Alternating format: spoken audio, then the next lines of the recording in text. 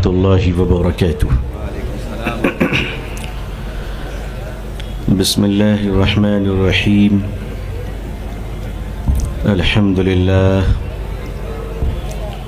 अल्हम्दुलिल्लाहि व कफ़ा व सलामुन अला इबादिहिल्लज़ीना इस्तफ़ा, अम्मा बअद। अल्हम्दुलिल्लाहि रब्बिल आलमीन वल आक़िबतु लिल मुत्तक़ीन वस्सलातु अला रसूलिही मुहम्मदिन व अला आलिही व अस्हाबिही अजमईन। फ़अऊज़ु बिल्लाहि मिनश शैतानिर रजीम। बिस्मिल्लाहिर रहमानिर रहीम। वमकरू वमकरल्लाह वल्लाहु खैरुल माकिरीन। सदक़ल्लाहुल अज़ीम व सदक़ रसूलुहुन नबियुल उम्मियुल करीम। अल्लाहुम्मा सल्लि अला सय्यिदिना मुहम्मदिन व इतरतिही बिअददि कुल्लि मालूमिन लक। अल्लाहुम्मा सल्लि अला सय्यिदिना मुहम्मदिन अब्दिक व रसूलिक व अलल मुअमिनीन वल मुअमिनात वल मुस्लिमीन वल मुस्लिमात। सदर इजलास मुस्लिम मुत्तहिदा कौंसिल के मुअज़्ज़ज़ ज़िम्मेदार, आबरूए मिल्लत हज़रत मौलाना सैयद तनवीर हाशमी साहब हफ़िज़हुल्लाह, शहर काजी हज़रत मौलाना मुफ्ती शाकिर साहब कासमी दामत बरकातुहुम,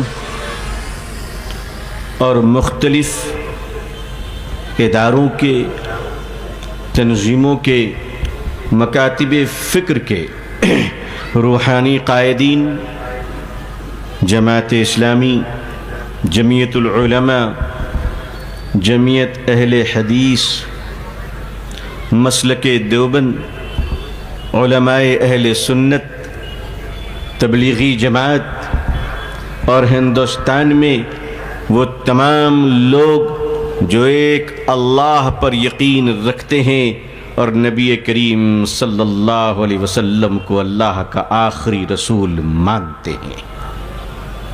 हम उन्हें सिर्फ अपना भाई नहीं बल्कि मुसलमान मानते हैं। तमाम हज़रात उलमाए किराम, बुज़ुर्गान मुहतरम, नौजवानान इस्लाम, अज़ीज़ान गिरामी, सामिईन इज़ाम, अमायदीन शहर, पर्दह नशी ख़वातीन उम्मत इस्लामिया, आज इस दरबार ग्राउंड में आप जिस नूरानी ईमान की तरह जगमगा रहे हैं, आपका नूर ईमानी जिस तरह जगमगा रहा है कि अगर तमाम चिरागों को बुझा भी दिया जाए तो मोमिन के पेशानी के नूर को कहां छुपा पाओगे। अज़ीज़ान मिल्लत, all India Muslim personal board Hindustan का एक ऐसा वाहिद मंसूब इलल इस्लाम, तमाम मकातिब फ़िक्र का मुत्तहिदा प्लेटफॉर्म है कि जब वहां से कोई आवाज गूंजती है तो दिल्ली के दरवाजे नहीं बल्कि आसमान के पर्दे भी उठ जाया करते हैं। असल मसला यह है कि अब तो भाई बात करने से पहले भी सुना है कि जात पूछ लेना पड़ेगा। अब तो जात पूछ पूछ कर बातें करनी पड़ेगी, भाई कौन से जात के हो। कुछ लोग धर्म पूछ रहे थे, अब कुछ लोग जात पूछेंगे। झारखंड के इलेक्शन में हमारे देश के माननीय प्रधानमंत्री जी फरमा रहे थे कि कपड़ों को देखकर लोगों को पहचान लीजिए।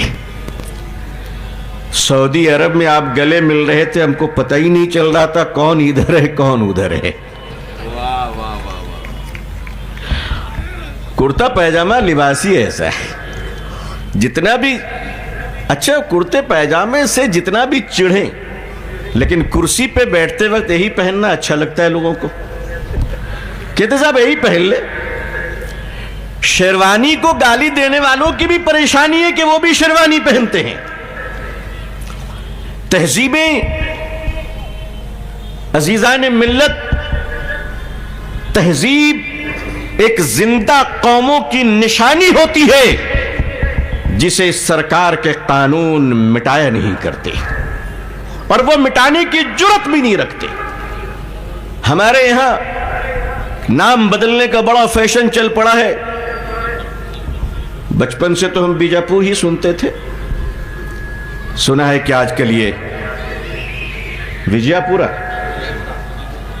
स्वागत है भाई विजयपुरा, हमें दिक्कत नहीं है, हमारा तो कोई बैटरी इसमें ज्यादा खर्च होने वाला नहीं है। हम जहां पर अल्लाहाबाद कहते थे वहां पे प्रयागराज कहेंगे, हमें कोई दुश्वारी नहीं है। इसलिए कि 800 साल तक मुसलमानों ने हिंदुस्तान पे हुकूमत की, उनका दिल इतना साफ था कि वो हिंदुस्तान का नाम तक नहीं बदले। वाह वाह वाह,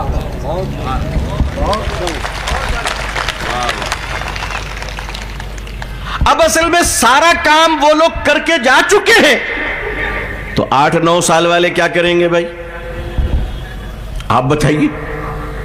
तो उन्होंने नाम बदलने का काम शुरू किया, इधर का माल उधर डालो, उधर का माल इधर डालो।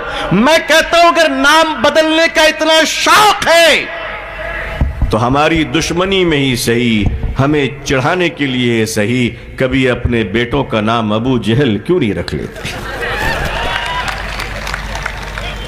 अरे हमें चिढ़ाने के लिए भाई अबू लहब क्यों नहीं रख लेते? आप भी जानते हो मार्केट में ये माल चलेगा नहीं, आपकी औलाद पलटकर आपको मार देगी। अजीजान मिल्लत, हम दो पहलुओं पे गौर करें इस वक्त हमारा ये अजीम मुल्क हिंदुस्तान पूरे तौर पर जगा हुआ है। और यकीन मानिए, मैंने अपनी इस छोटी सी उम्र में पहली बार तमाम मसलक के लोगों को इतनी मोहब्बत के साथ एक होते हुए देखा है।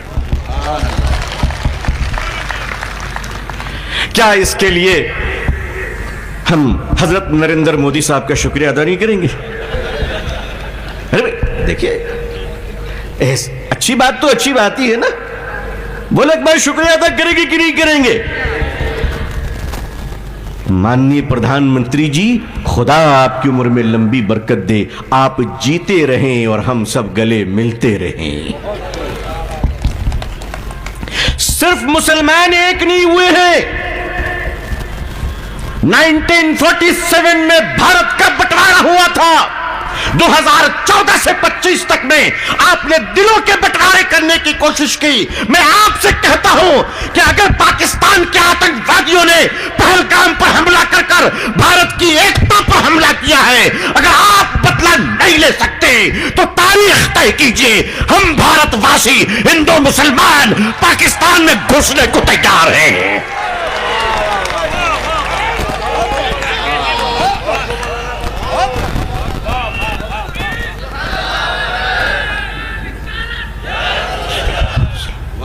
आपसे नहीं हो पाया। 22 तारीख से लेकर आज 2 तारीख है, 10 दिन गुजर चुके हैं, अभी तक हमारे 26 भाइयों का कातिल आजाद घूम रहा है। हम इस देश की तौहीन बर्दाश्त नहीं करेंगे। प्रधानमंत्री जी, अगर आपसे नहीं हो पाता है बॉर्डर की हिफाजत तो आवाज दीजिए। हमारी हर मां की गोद से एक वीर अब्दुल हमीद पैदा हो जाएगा।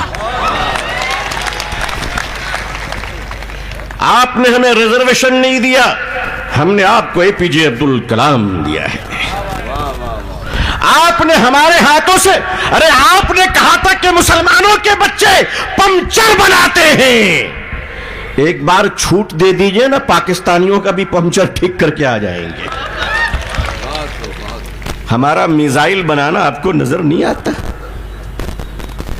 इस देश में सारे समुदाय, भारत के हिंदू भाइयों, हमें इस्लाम ने कहा है कि आप हमारे इंसानी भाई हैं, और देश से प्यार करना हमने किसी और से नहीं सीखा है, बल्कि मोहम्मद रसूलुल्लाह सल्लल्लाहु अलैहि वसल्लम से सीखा है। हमने कुरान से सीखा है। आपको क्या पता कि देश प्रेम क्या होता है? आपको क्या पता? आजकल लोग देशभक्ति के नाम पर माल बेच रहे हैं। बोलिए, कहते ये शरबत पीजिए तो भारतीय हो जाइएगा, ये शरबत पीजिए तो पाकिस्तानी हो जाइएगा। हैं? बताइए साहब। एक जाली बाबा जो लाला है, आंखों की बैटरी का चार्जिंग पॉइंट आज तक नहीं आया है। वो आदमी पूरे देश को गुमराह कर रहा है। इतना विशाल लोकतंत्र देश भारत, भारत के हिंदू मुसलमान सलामत रहो। ऐसे कितने शरबत बेचने वाले आएंगे और चले जाएंगे। शरबत भी बेचना था तो मोहब्बत वाली नहीं बेच सके। अरे रहेगा तब तो बेचोगे। तुम्हें मोहब्बत क्या पता, न बीवी न बच्चे। अरे मोहब्बत उससे पूछो जो सुबह में उठकर अपनी बेटी को कांधे में लेकर स्कूल छोड़ने जाते। मोहब्बत उससे पूछो, उस मां से जो गर्मी के दिनों में खाने भी बना रही और अपने बच्चे को सहला भी रही कि बेटा घबरा मत। प्यार उसे कहते हैं।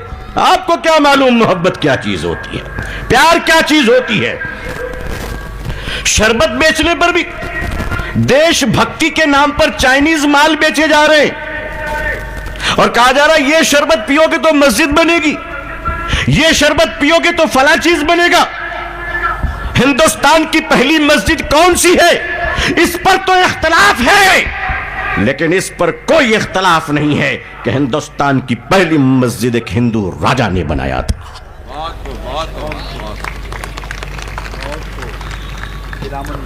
चिरामन मॉस्क। कुछ लोग बड़ौदा भी कहते हैं, इस पर इख्तलाफ तो है, लेकिन आज भी केरला में चले जाए तो वो मस्जिद, जिस मस्जिद का मुतवल्ली जिम्मेदार हमारे हिंदू भाई हैं और जो खानदानी तौर पर उसकी सेवा करते हुए आ रहे हैं, जानते हो क्यों? इसलिए कि इसी का नाम हिंदुस्तान है। इस भारत में, इस देश में आप क्या हिंदू मुसलमानों को अलग करेंगे? आजादी से पहले, हिंदुस्तान की आजादी से पहले, ये जो अखंड भारत है, हमारे आरएसएस के चीफ सम्मानीय आदरणीय श्री मोहन भागवत जी कहा करते हैं कि अखंड भारत बनाएंगे। हम कहते हैं कल क्यों, हमारे जीवन में बना लीजिए। हम तो बिल्कुल तैयार हैं। बांग्लादेश, बर्मा, पाकिस्तान, श्रीलंका, अफगानिस्तान नहीं बोलूंगा इसलिए बहुत खतरनाक लोग हैं। उनसे अमेरिका ने बाप बाप कर दिया तो मैं किसी को छेड़ूंगा नहीं कि वहां चलो, क्योंकि अंजाम हमको मालूम है। ट्रंप भी सलाम करता है दूर से। ये जितने मुल्क अखंड भारत आप बनाएं, हम तो चाहते हैं कि हमारा देश इतना विशाल हो, इतना विशाल हो कि हम गर्व से कहें सारे जहां से अच्छा हिंदुस्तान हमारा। यह विशाल देश ये कब होगा? अखंड भारत कब होगा? आप अखंड भारत को क्या जाने?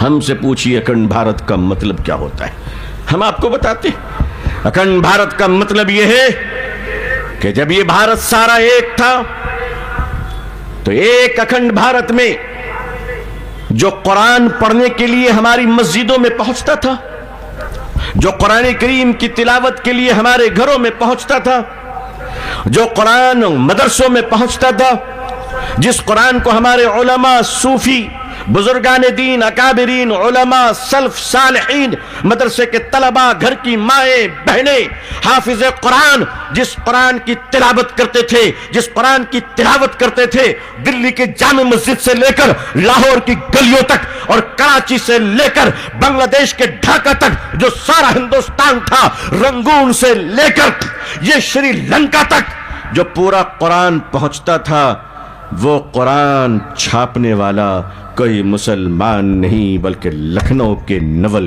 किशोर जी हुआ करते थे। वाह वाह वाह। आप क्या बताएंगे? एकता और अखंडता क्या चीज होती है? ये शरबत बेचने वाले हमें बताएंगे कि हमारे रिश्ते कितने पुराने हैं। तुम नमक बेचते थे, नमक ही बेचा करो। अब इन्होंने कहना शुरू किया कि 25,000 साल पुरानी नमक हिमालय की चोटी से खोद कर बाबा लाए हैं, और पैकेट पर लिखा हुआ है कि एक्सपायरी डेट 26 अक्टूबर।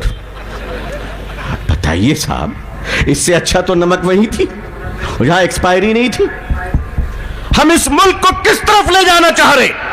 हिंदू मुसलमान, हिंदू मुसलमान लिबास को देखकर, माफ कीजिएगा, आज ये मुल्क जिस तरफ जा रहा है उस तरफ इस मुल्क को हम जाने नहीं देंगे। इसलिए कि इस मुल्क को अगर किसी ने पेंटिंग से सजाया है, अगर इस मुल्क को किसी ने खूबसूरत इमारतों से सजाया है, अगर इस मुल्क को किसी ने ताजमहल से सजाया है, अगर इस मुल्क को किसी ने आर्ट और ड्राइंग से सजाया है, तो खुदा की कसम वो हम मुसलमान हैं जिसने इस मुल्क को अपने सजदों से सजाया है।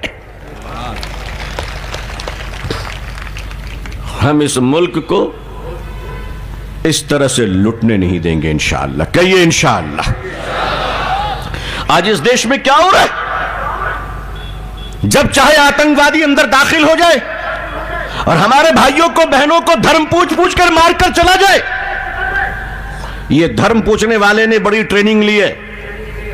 हाँ, हमारे बड़े देशभक्त मीडिया भाई यहां पे मौजूद हैं और इत्तेफाक से मेरा इनका पुराना रिश्ता है। आप लोग तो खैर बहुत शरीफ लोग हैं, वरना हम उन एंकरों को भी जानते हैं जो टीवी में बैठती भयंकर हो जाते हैं। हम तो उस एंकर को भी जानते जो बैठते ही कहता पूछता है भारत, हम कहते तुझ पर थूकता है भारत। वाह वाह वाह वाह। कि साहब धर्म पूछकर मारा। मैंने सोचना शुरू किया ये किस स्कूल में ट्रेनिंग लिया, धर्म पूछकर क्यों मारा? इसलिए कि हमारे देश में यह रिवायती परंपरा तो नहीं है। हमने देखा है कई मौलाना साहब, पंडित साहब के बाहों में बैठकर दोनों दोस्त बैठकर बुजुर्ग चाय पी रहे हैं। हमने तो यह देखा है। हमारे देश में तो गंगा जमुनी की तहजीब है। हमारे देश में तो परंपरा यह है कि जिस चंद्रमा को देखकर हमारी हिंदू बहनें घर में चौथ अपना रखती है और खोलती है और खाना खाती है, हम मुसलमान उसी चांद को देखकर रोजा भी रखते हैं और ईद भी करते हैं। हमारे देश की परंपरा तो यह है कि जिस गंगा के पवित्र जल से हमारे हिंदू भाई स्नान कर कर मंदिरों में पूजा करते हैं, उसी गंगा के किनारे घाट पर तारीख गवाह है हमने भी तो वजू बनाकर कितनी नमाजें पढ़ी है। आखिर ये चंद लोग नाम पूछकर क्यों मारने आए? ये सोचने वाली बात है। क्रोनोलॉजी समझिए, हमारे मीडिया के भाई भी समझ जाएं। ये तो समझदार ही हैं, यहां से ठीक समझ के जाते हैं, वहां जाने के बाद चेंज हो जाते हैं। ये हमारी तकरीरों को फाड़ते हैं, बड़ी मेहनत करते हैं बेचारे, मगर मजबूरी यह है कि दूध को फाड़ोगे तो दही बन जाएगा, और ज्यादा दही को छीनोगे तो मक्खन निकल जाएगा। भाई हमें मदरसों में ट्रेनिंग दी गई है कि सम्मान पूर्वक बातें किया करो। हम ऐसे स्कूलों में पढ़े हुए नहीं जहां प्रोफेसर को मारा जाता है। हम उन मदरसों के पढ़े हुए हैं जहां हमें अपने उस्तादों की जूतियां सीधी करनी सिखाई जाती है। हम मदरसों के पढ़े हुए हैं और मदरसे के पढ़ने वाले देश को बनाना भी जानते हैं और देश को बचाना भी जानते हैं। तो ये जो नाम पूछकर मारने की बात आई, ये क्रोनोलॉजी जरा समझने की जरूरत है कि ये किस स्कूल में पढ़े और ये शिक्षा इन्होंने कहां से ली कि धर्म पूछो। ये शिक्षा कहां से ली, ये समझने की जरूरत है। पूरे देश को समझने की जरूरत है। हमारे प्यारे देश के वासियों, हमारे प्यारे सम्मानीय हिंदू भाइयों, हमारी बहनों, हमारे मुसलमान भाइयों, सिख भाइयों, हमारे ईसाई भाइयों, जैन भाइयों, बौद्ध भाइयों, पूरे देशवासियों, आप इसको समझिए कि यह धर्म पूछना कहां से सीखा गया। चंद महीने पहले हमने एक वीडियो देखा था कहा जा दिल्ली में लंगर का खाना बांटा जा रहा था और वहां एक मुस्लिम महिला जाती है तो उससे धर्म पूछकर उसका खाना देने से इनकार किया जाता है। याद आया आप लोगों को? याद आया? यह धर्म पूछने की परंपरा कोरोना के जमाने में, खुदा ना करे कि दोबारा कभी ऐसे हालात भारत पर आए, दुनिया पे आए। अल्लाह पूरी दुनिया में अमन और शांति अता फरमाए। पूरी दुनिया में अल्लाह ताला हिंदू भाई, मुसलमान भाई, सबको सुख शांति से रखे। भाई सब अल्लाह के बंदे हैं, कोई हमारा थोड़ी ना खाता है, सब अपने मालिक का खाता है। हमने क्या किसी को दिया है? लेकिन कोरोना के जमाने में हिंदुस्तान के मुसलमानों, मैं तुम्हें सलाम करता हूं, तुमने अपने घर के दरवाजे खोल दिए थे। ये बंबई हाईवे से लेकर, मुंबई से लेकर कलकत्ते तक हाईवे में मुसलमान दाल और चावल बना रहे थे। जब इस देश का राजा थाली बजा रहा था, तो देश का, भारत का मुसलमान थाली सजा रहा था। भूल गए वो जमाना? अभी कुंभ का मेला हुआ, खुदा सबको शांति दे, सबको अच्छा रखे। कुंभ के मेले में जो गए थे वो हमारे देश के लोग थे, वो हमारे भाई बहन हैं। किसी की मौत पर कभी खुश मत हुआ करो, कभी नहीं। इस्लाम ने हमें इसकी इजाजत नहीं दी। कुंभ के मेले में भगदड़ मची जो नहीं बचनी चाहिए थी, लेकिन दुर्भाग्य से बच गई। कौन जिम्मेदार है मुझे नहीं मालूम। मैं सिर्फ इतना कहना चाहता हूं, आपने कहा था एक मुसलमान नहीं आ सकता। अच्छा किया आपने। मुसलमानों का वहां काम ही क्या है? जहां काम था वहां मुसलमानों ने किया। जब भगदड़ मची तो मुसलमानों ने मस्जिद के दरवाजे खोल दिए थे। श्रद्धालु रात भर मस्जिद में ठहरे, मुसलमानों ने अपने घरों से खाना खिलाया। वाह हिंदुस्तान के मुसलमानों, हमें तुम पर गर्व है। अगर किसी को नजर नहीं आता तो भाई हमसे कहते हो चेहरा बदल लो, मैं कहता हूं चश्मे का नंबर बदल लो।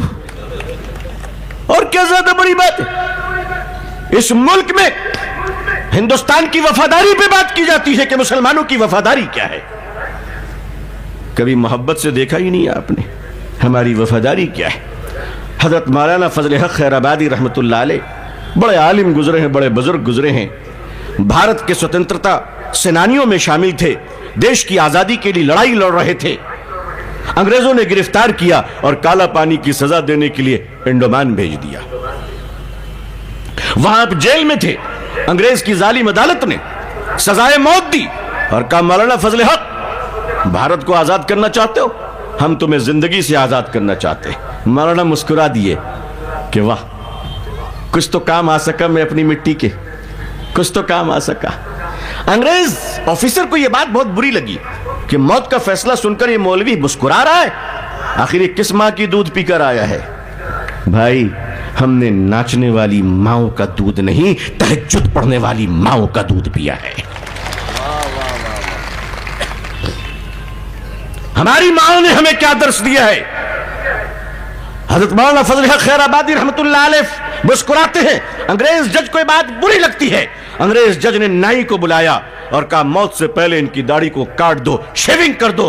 हजरत ने फरमाया जुर्म मत करो, ये सजा न दो, क्योंकि कल मौत के बाद अपने रसूल को क्या चेहरा दिखाऊंगा सल्लल्लाहु अलैहि वसल्लम। अंग्रेज ने कहा यही तो मैं चाहता हूं कि तुम्हें तकलीफ पहुंचे। हजरत की दाढ़ी को जब मुड़ दिया गया और मुबारक और मुकद्दस और पाकीज़ा दाढ़ी, ईमान वाले एक एक बाल दाढ़ी के जब नीचे गिर गए तो हजरत मौलाना फजल हक खैराबादी रहमतुल्लाह अलैह रोते हुए आंसुओं के साथ नीचे झुके और तमाम दाढ़ियों को उठाया अपने हाथ में और लबों से चूम कर फरमाया वाह मेरी दाढ़ी, मुझसे पहले भारत पे तू कुर्बान हो गई। तुम शरबत बेचकर कहते हो जिहादी शरबत। इतिहास नहीं पढ़ा आपने? एक बोतल शरबत बेचने के लिए इतना नीचे गिर गए आप कि देश को बांट दिया, देश की एकता को बांट दिया आपने। आप हैं, कल नहीं रहेंगे। मैं आज हूं, नहीं रहूंगा, मगर देश में हमारी आने वाली पीढ़ियां रोना नहीं चाहिए, मुस्कुराना चाहिए। आप को कहते, हमसे पूछिए देशभक्ति क्या होती है। यहां इस बड़े मजमे में अल्लाह जाने कितने लोग ऐसे खुशनसीब हैं जिनको अल्लाह ने बैतुल्लाह शरीफ की जियारत का मौका बार बार दिया होगा। अल्हम्दुलिल्लाह, अल्लाह हम सबको अता फरमाए, अल्लाह हम सबको हज मबरूर नसीब फरमाए, मदीने की मुबारक हाजिरी नसीब फरमाए। आप मुझे बताओ हज के ज़माने में जब हम मिना की वादियों में रहते हैं, हज के ज़माने में जब हम अरफात के और मुज़दलिफ़ा की वादियों में रहते हैं, तो उस वक्त हमारा लिबास क्या होता है सिवाय कफन के? और कुछ होता है भाई? बोलो। शेरवानी, सदरी, सारे लिबास उतर जाते हैं हमारे और हम एक कफन में रहते हैं। पूरी दुनिया अपने कफन में रहती है, किसी के लिबास को देखकर पहचाना नहीं जा सकता, जबान सुनने का भी मौका नहीं मिलता, इसलिए कि हर एक की जबान से एक ही कलिमा निकलता है, लब्बैक अल्लाहुम्मा लब्बैक। बंगाली भी लब्बैक, उर्दू बोलने वाले भी लब्बैक, कन्नड़ और तमिल भाई बहन भी लब्बैक, सारे लोग लब्बैक। अरफात की वादियों में, मिना की वादियों में, मुज़दलिफ़ा की वादियों में मैं अपने देश के लोगों को बताना चाहता हूं कि सुनिए, जब वहां हम अपने लोगों को ढूंढते हैं तो वादियों में, सऊदी अरब के मुकद्दस और मुबारक सरजमीन पे जब हम एक दूसरे को ढूंढते हैं तो नाम और पता नहीं बल्कि ऊंचा सर कर भारत का तिरंगा देखते हैं। वहां पे तिरंगा लहराता है, बोलो लहराता कि नहीं लहराता? और तिरंगे से हमें पता चलता है कि हमारे भारत के लोगों का खीमा यहां पे, हमारे भारत के लोग यहां पे हैं। अजीजान मिल्लत, ये बार बार कुछ कानून लाए जा रहे हैं। आप जानते हैं कितने कानून लाए गए? बाबरी मस्जिद का मुकदमा चला। बाबरी मस्जिद के मामले में हमारे बुजुर्गों ने एक वादा कर दिया था, हमने उस वादे को निभाया। हालांकि मेरा दिल नहीं चाहता था, लेकिन वो अपनी जगह पे, मैं अपने बुजुर्गों के फैसले को मानता हूं, चाहे मेरी तबीयत माने या ना माने। इज्तिमाई फैसले को मानना पड़ेगा हमें। आज भी मुझे कई फैसले मंजूर, कई फैसले मुनासिब नहीं लगते हैं, लेकिन फैसलों से पहले इख्तलाफ है, फैसलों के बाद नहीं है। हमारे बुजुर्गों ने फरमाया था कि अदालत जो फैसला करेगी हम उसको मानेंगे। यह हमारी बुज़दिली नहीं थी, यह हमारी बुज़दिली नहीं थी, बल्कि भारत के तई अदालत का सम्मान था। हमने माना। आपने फैसला क्या दिया वो दुनिया जानती है, दुनिया जानती है। आने वाले वक्तों में हमारे लॉ के स्टूडेंट्स वो फैसले पढ़ेंगे तो अपने सर के पसीने पोंछेंगे। क्या ऐसे भी जजेस थे? इस तरह के भी जजेस थे जिनको एमएलसी बनना है, राज्यसभा जाना है, चेयरमैन बनना है, गवर्नर बनना है। बनना कोई बुरी बात नहीं है, बन सकते हैं, मगर जमीर को बेचकर बनना यह बुरी बात है, यह कभी अच्छी बात नहीं हो सकती। जमीर भी कोई चीज है। मान लिया। उसके बाद हमारे देश के माननीय प्रधानमंत्री जी ने फरमाया भारत की मुस्लिम महिला पर बड़ा अत्याचार हो रहा है। मेरा तो जी चाह रहा था कि इसी चक्कर में वलीमा करवा दे। बड़ा अत्याचार हो रहा है ट्रिपल तलाक के नाम पर। डाटा तो ऐसी सी हैरान करने वाली बात कहती है कि आप सोच नहीं सकते। असल में मसला यह था, औरत की आजादी तो इस्लाम ने खुद रखी है। औरत की आजादी के खिलाफ ना इस्लाम है ना मुसलमान है। आजादी समझिए, आजादी का एहतराम तब होता है जब उसकी सरहदें रहती हैं। भारत आजाद है, क्यों? इसका बॉर्डर तय है। सही है ना? अगर बॉर्डर को भी आजाद कर दोगे तो वही होगा जो हुआ। तो बॉर्डर पे हमारी फौज क्यों रहती है? ताकि भारत के नागरिक आजादी की सांस ले सके। जो जितना दायरे में रहता है वो उतना आजाद होता है। जिसके घर के दरवाजे और खिड़कियां ठीक से बंद हो, वहां बेटियां और माएं आजादी महसूस करती हैं। आजादी किसे कहते हैं? आजादी की परिभाषा क्या है? आजादी का मतलब यह है कि अपने लिमिटेशन में रहना, यह आजादी है। आजादी का मतलब यह है कि सड़क पर गाड़ी चले तो अपनी लाइन में चले, ये ना कि जा तो रहे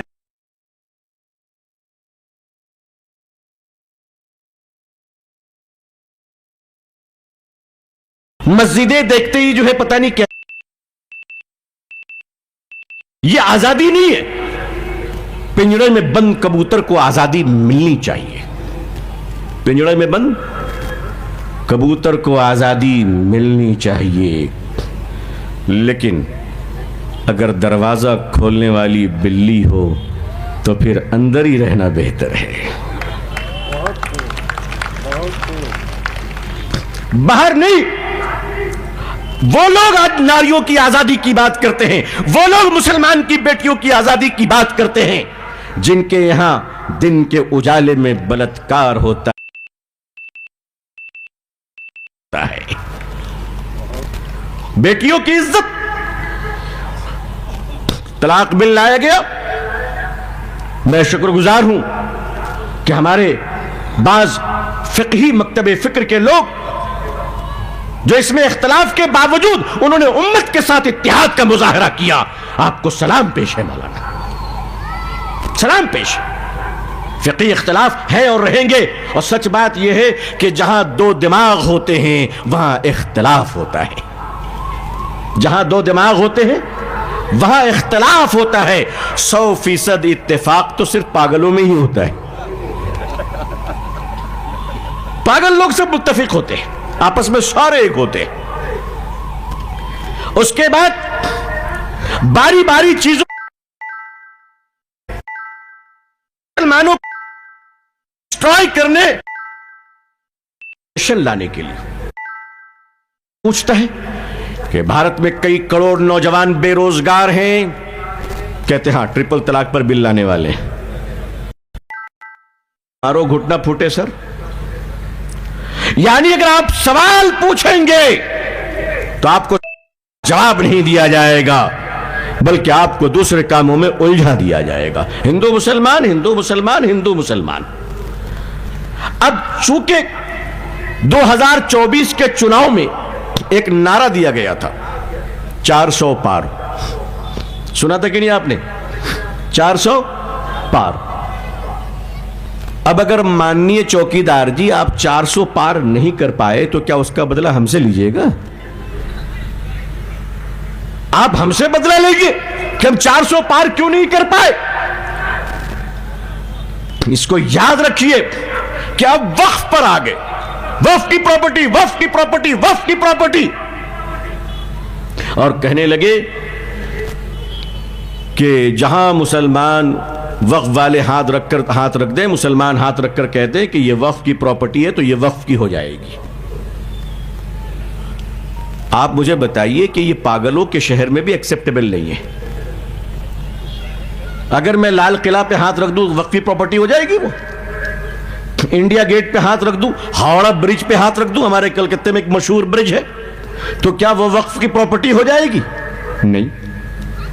दूसरी बात यह है, कहते साहब वक्फ में करप्शन बहुत है। मैं मानता हूं, लेकिन इसका जिम्मेदार कौन है? भाई चेयरमैन आप बनाते हो, मेंबर आप बनाते हो, कमेटी आप बनाते हो, कंट्रोल आपका है, तो करप्शन का जिम्मेदार हमें? भाई आप ही हो ना जिम्मेदार। हमारे सिख भाइयों के यहां आपको मालूम होगा कि हमारे सिख भाइयों के यहां पर्सनल लॉ है, और उनके यहां जो चैरिटी और वक्फ की प्रॉपर्टी है उसमें वो गवर्नमेंट को इंटरफेयर करने नहीं देते। मेंबर खुद चुनते हैं, चेयरमैन खुद चुनते हैं। आज उनका डेवलपमेंट देख लीजिए कि उनके अंदर एक भिखारी नजर नहीं आता है। आप एक काम कीजिए, भारत सरकार अगर इतनी हमदर्द है हमारी, तो आप वक्फ को आजाद कर दीजिए, हमारी प्रॉपर्टी हमारे हवाले कर दीजिए। चेयरमैन हम चुनेंगे, मेंबर हम चुनेंगे। अगर वो चेयरमैन रहा तो बचा के रखेंगे, चोरमैन रहा तो निकाल के रखेंगे। और ये प्रॉपर्टी लेकर हम क्या करेंगे बता देते हैं आपको।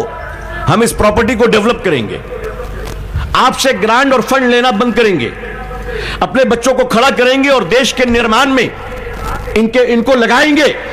और एक समय आएगा कि जब फाइनेंशियल बजट के टाइम में भारत का मुसलमान आपको अरबों रुपए भारत के खजाने में दान करने वाला होगा इंशाअल्लाह। आपने हमें डिजाइन में रखकर जबरदस्ती गरीब रखा है, हम शौकिया तौर पर आपने हमें गरीब रखा है। वरना जिसके पास 6 लाख एकड़ जमीन हो वो कौम झुग्गी झोपड़ी में रहती है। जिसके पास 6 लाख एकड़ जमीन हो उस कौम की जवान बेटियां लाल बत्तियों पे भीख मांगती है। जिस कौम के पास 6 लाख एकड़ जमीन हो वो कौम एक छोटे से कमरे में माँ बाप के साथ और बीवी बच्चों के साथ अगर रहती है तो इसका मतलब यह है कि उस कौम की जमीनों को आपने तरा कर रखा है। आप इंसाफ करना चाहते हैं? आपके पास इंसाफ का क्या क्राइटेरिया है? आज करप्शन, आप उसके जिम्मेदार हैं, और अगर करप्शन है तो आप चेंज कर देंगे वक्फ को? तो करप्शन तो थाने में भी बहुत है। हालांकि हमारे भारत की पुलिस बहुत ईमानदार होती है, जिनको पाला पड़ता है उनको पता चलता है, लेकिन ओवरऑल ईमानदार है। लेकिन ईमानदारों की भीड़ में कुछ गलत लोग भी रहते हैं। जैसे जाहिर सी बात है, हमारे देश के हिंदू और मुसलमान भाई देशभक्त हैं, मगर उसके अलावा भी जासूसी करते हुए कहीं पकड़े गए। आप जानते ही कौन पकड़ा जा रहा है सब। इसका मतलब यह नहीं कि सारे समुदाय, सारे समाज को हम बुरा समझने लगे। करप्शन अगर हो रहा है तो करप्शन को बंद किया जाएगा। वक्फ की प्रॉपर्टी पर आपने हाथ डाल दिया और आप कानून ले आए, और कानून में ऑनरेबल मिनिस्टर जनाब किरण रिजिजू साहब सम्मानीय व्यक्ति है, पढ़े लिखे आदमी है, हम उनका सम्मान कर दें, लेकिन पार्लियामेंट में जो उन्होंने भाषण दिया और जो आश्वासन दी उन्होंने, वो बिल के ड्राफ्ट में मैच क्यों नहीं कर रहा है? वक्फ बाय यूजर पर आप इतने जिद में क्यों हैं? प्रॉपर्टी तो हमारे बुजुर्गों ने दी है, हमारे पुरखों ने उसे चैरिटी की है, आप उसे लेना क्यों चाहते हैं? वक्फ पे हमारी जमीनों पे क्या है? कहते साहब वक्फ की जमीनों पे 5 स्टार होटल बन गए और किराया ठीक से नहीं आता। मैं पूछता हूं, ये 5 स्टार होटल बनाने की इजाजत किसने दी थी? सरकार ने ही तो दी है, आपने तो दिया है। तो सारा काम जब सरकार अपने हाथों से कर रही है तो इसका हिसाब सरकार को देना होगा।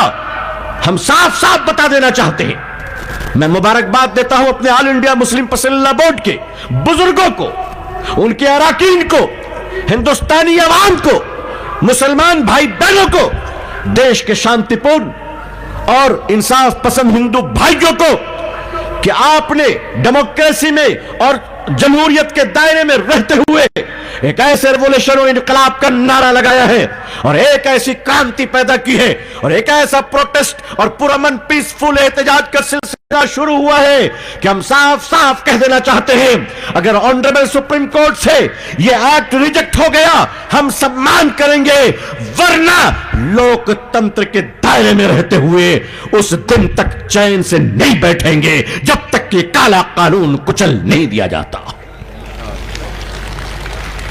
आप सब तैयार हैं इंशाअल्लाह? हमारे इस देश के माननीय गृह मंत्री जी जनाब अमित शाह साहब सदन में खड़े होकर फरमाते हैं कि जो कानून सदन में बन गया उसे मानना ही पड़ेगा। सरकार, किसान कानून नेपाल में बना था क्या? कहां बना था? सदन में बना था। हमारे किसान भाइयों ने बता दिया कि ना जमीन देंगे ना जमीर देंगे। आप कहते हैं कि इंच पीछे नहीं हटने वाले।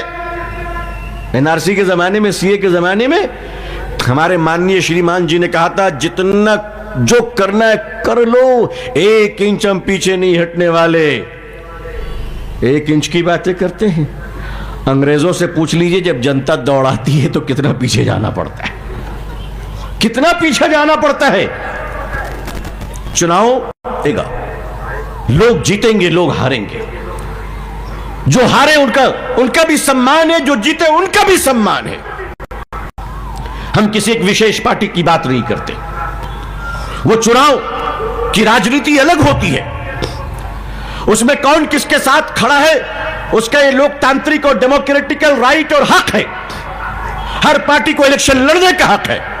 लेकिन हम इतना कह देना चाहते हैं कि हम अपने वक्फ की जमीनों पे आपको ब्रोकर बनकर रियल एस्टेट का धंधा करने नहीं देंगे इंशाअल्लाह। ये हम आपको इसकी इजाजत नहीं देंगे। भारत के मुसलमानों, अपने हिंदू भाइयों का सम्मान करते हुए आखिरी हद तक पुरअमन तरीके से, पीसफुल और शांतिपूर्ण तरीके से आप ऑल इंडिया मुस्लिम पसंदीदा बोर्ड के साथ खड़े रहेंगे इंशाअल्लाह? एक बार खड़े होकर अपनी भरपूर ताकत का मुजाहिरा कीजिए ताकि कैमरे की नजरें भी देख ले कि आप खड़े हैं। ऑल इंडिया मुस्लिम पसंदीदा बोर्ड, हिंदुस्तान, हिंदू मुसलमान की एकता, भारत, तमाम मसलक मुसलमानों के तमाम मसलक के मुबारक और मुकद्दस इत्तिहाद, जिंदाबाद जिंदाबाद। खुश रहिए। आखिर दावाना अल्हम्दुलिल्लाहि रब्बिल आलमीन। वस्सलामु अलैकुम व रहमतुल्लाह।